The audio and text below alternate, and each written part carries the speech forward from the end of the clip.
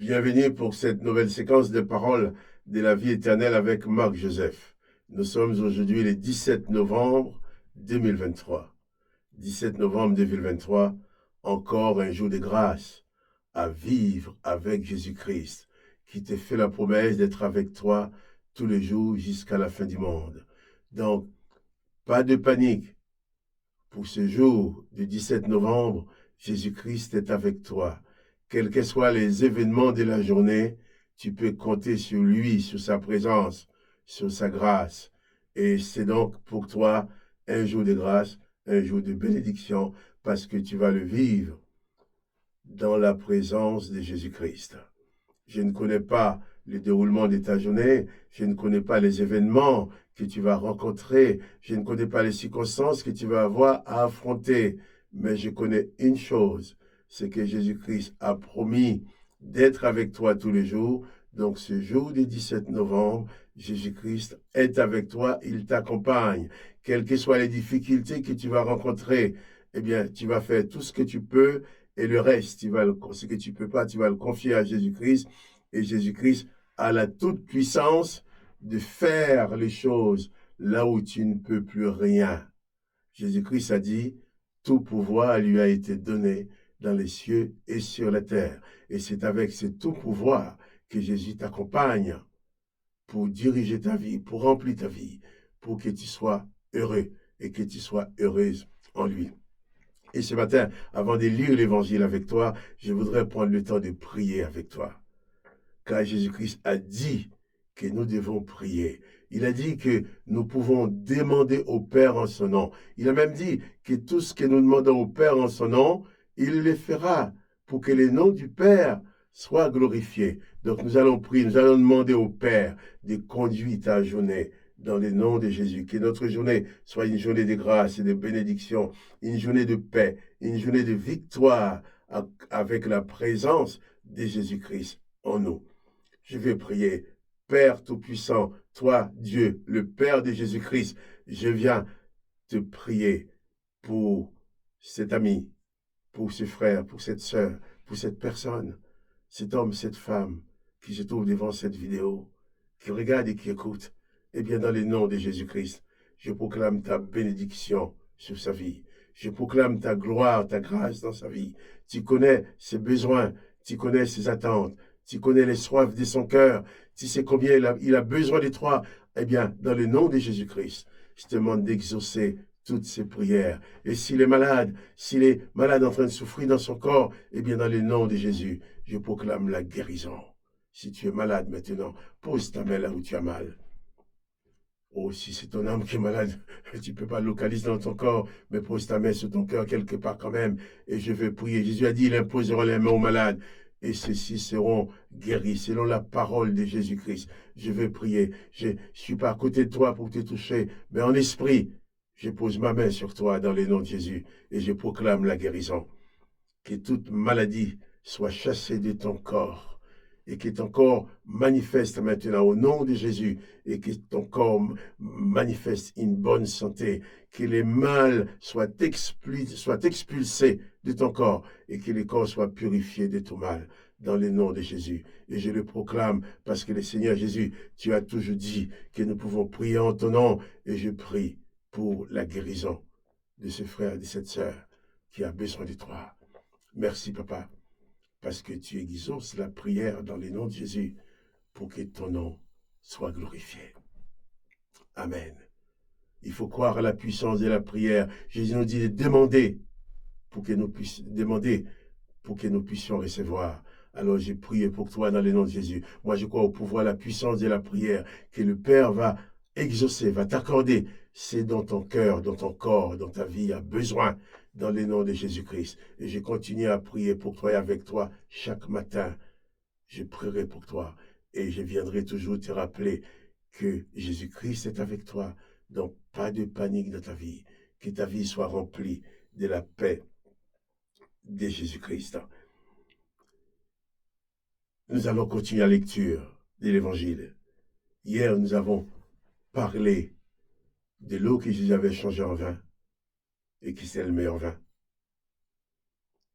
Nous avons parlé aussi du fait que Jésus est parti en Galilée avec sa mère, ses frères et ses disciples, toute sa famille, plus ses disciples qui sont devenus aussi une famille.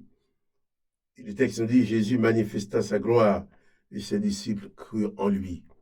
Toi aussi, crois à la puissance de la prière, crois au miracle que Jésus peut accomplir dans ta vie. Alors, et ta foi va grandir en Jésus-Christ. Et puis tu verras des choses, puis tu vas comprendre, tu vas croire, et ta vie sera transformée. Je vais continuer la lecture de l'évangile de Jean au chapitre 2, verset 13 cette fois-ci. Il est dit, la Pâque des Juifs était proche, et Jésus monta à Jérusalem. Il trouva dans les temples les vendeurs, des bœufs et des brebis et des pigeons, et les échangeurs assis. Jésus ayant fait un frais avec des cordes, il les chassa tous du temple, ainsi que les brebis et les bœufs. Il dispersa la monnaie des échangeurs et renversa les tables. Et il dit aux vendeurs des pigeons, ôtez cela d'ici, ne faites pas de la maison de mon père une maison de trafic. Ses disciples se souvinrent qu'il est écrit, les ailes de ta maison me dévorent. Jésus arrive au temple. Il trouve les marchands. Un lieu qui devrait être un lieu de prière, de recueillement. Mais là-dedans, on vendait des bœufs, des moutons.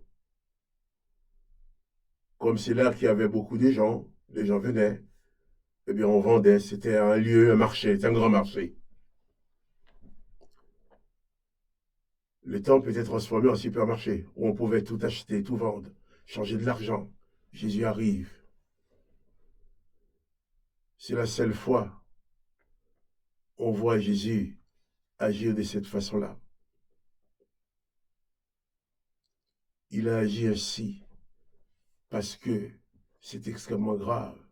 Jésus voulait souligner la gravité de la chose, de transformer son temple en boutique, en magasin,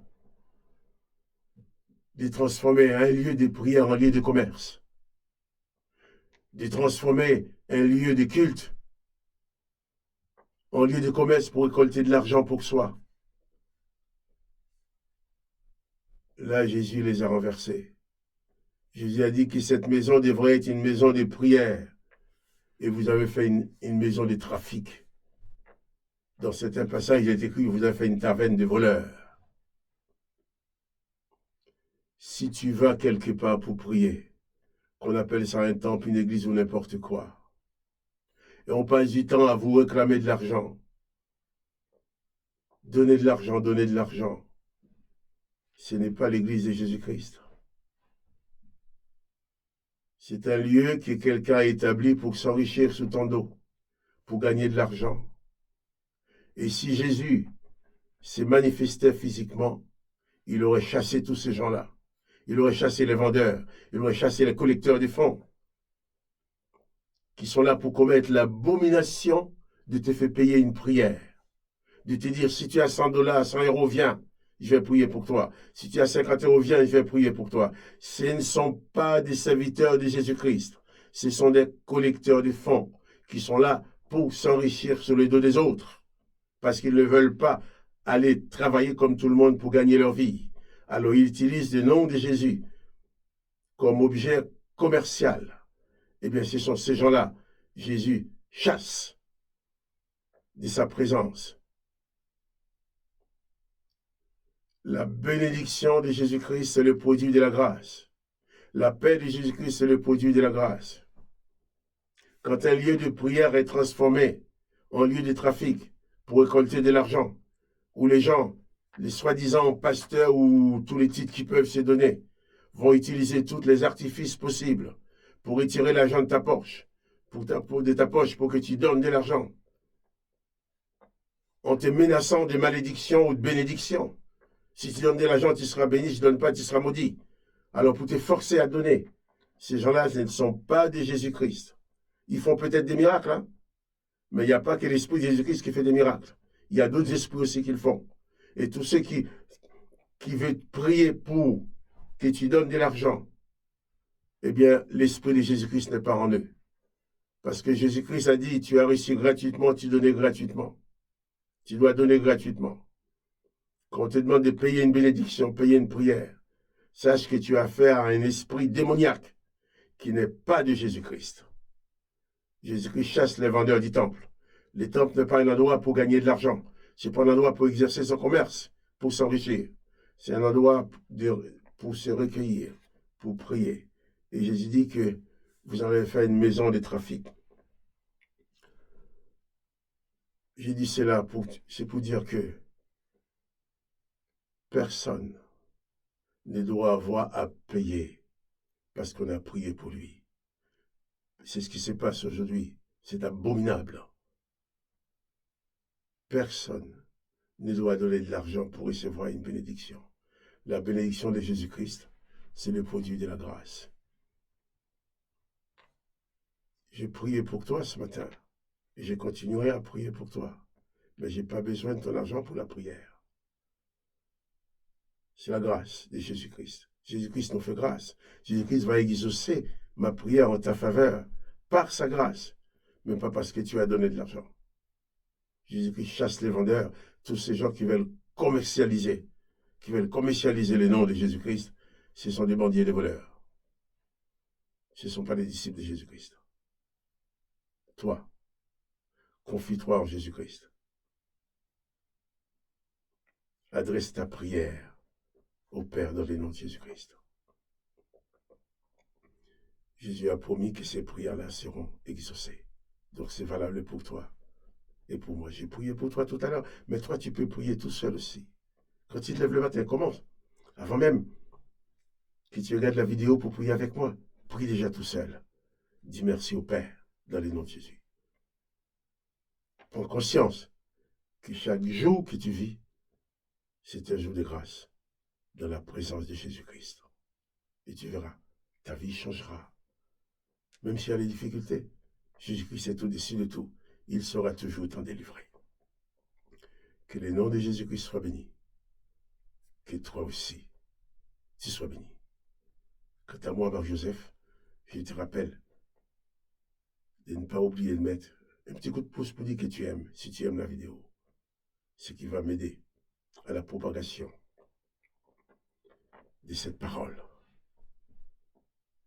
Et je te dis avant de te quitter, Jésus-Christ va exaucer les prières que nous lui avons adressées ensemble.